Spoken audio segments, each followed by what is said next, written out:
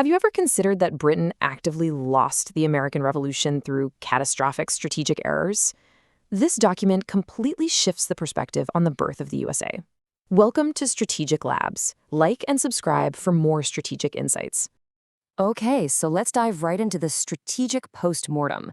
We are going to look at the strategic baseline, and then we'll deconstruct the three absolute most disruptive errors the British made: a doctrinal mismatch, some massive intelligence failures, and finally, huge geopolitical blind spots.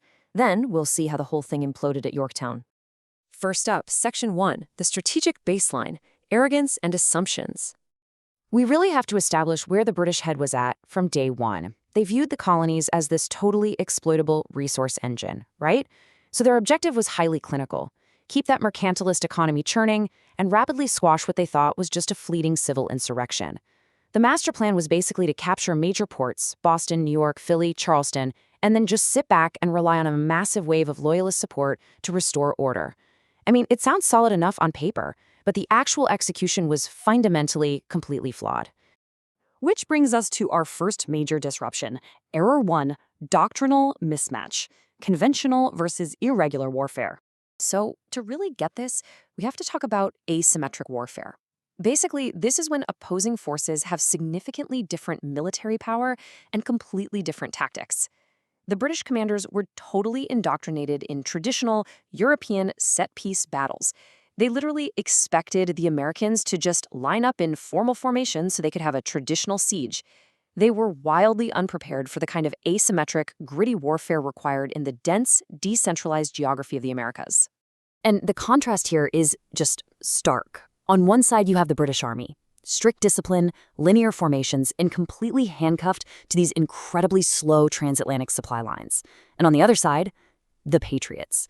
They were using heavily decentralized militias, relying on deep local terrain knowledge, and utilizing hit-and-run skirmishes. You essentially had the absolute rigidity of British formations constantly crashing into the chaotic, tactical flexibility of guerrilla leaders like Francis Marion. And over time, it just entirely eroded British operational coherence.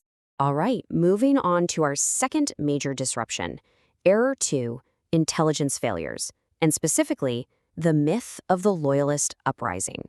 The source material pulls out this absolutely crucial observation. It notes that the British presumed the majority of colonists were still loyal to the crown, and that these loyalists would just naturally act as a stabilizing internal force. British High Command essentially bet their entire operational strategy on this myth.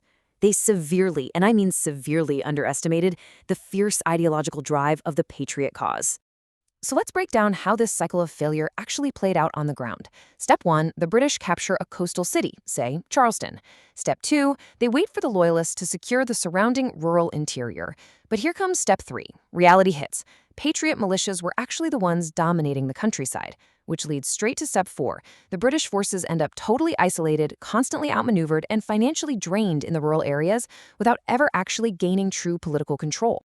And that systemic failure triggers Error 3, geopolitical blind spots. The conflict internationalizes. Look at how the sheer scale of the war shifts here.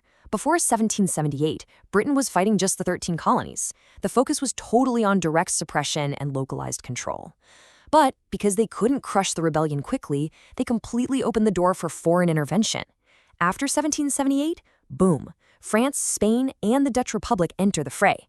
Suddenly, Britain is forced to divide its global resources and go on the defensive to protect its wider empire. Their focus on North America was hopelessly diluted. And all of this brings us right to the end. Yorktown, the ultimate collapse where all these failures perfectly converge. If we track this operational bleed-out on a timeline, a glaring pattern emerges. They evacuate Boston in 75, they capture New York in 76, but completely lose their momentum at Trenton. Then they pivot to this deeply flawed Southern campaign in 78. See, the British kept achieving these localized tactical victories, but they consistently failed to convert them into strategic dominance.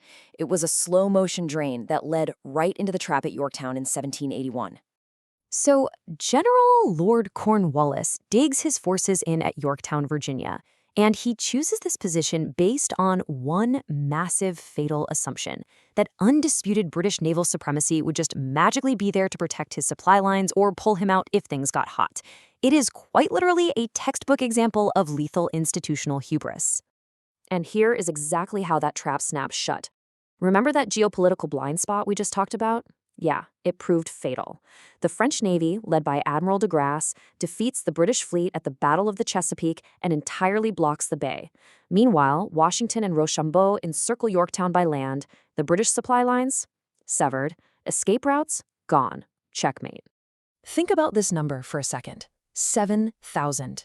That is the number of highly trained professional British troops Cornwallis had to surrender in October of 1781. Completely isolated, totally out of supplies, and with absolutely zero relief coming, the British military apparatus just collapsed under the staggering weight of its own miscalculations. So the real takeaway here is that this wasn't just a bad day on the battlefield. It was a complete systemic collapse of an empire's strategic vision, and it literally changed the global order forever. It really forces us to ask, how on earth did the illusion of conventional imperial control make the British High Command so utterly blind to the realities of a modern, asymmetric revolution? It's just a wildly powerful lesson in the absolute limits of military might when it's totally divorced from political reality. This is just a preview. For the full deep dive, check out our long-form explainer on the channel. See you in the next one.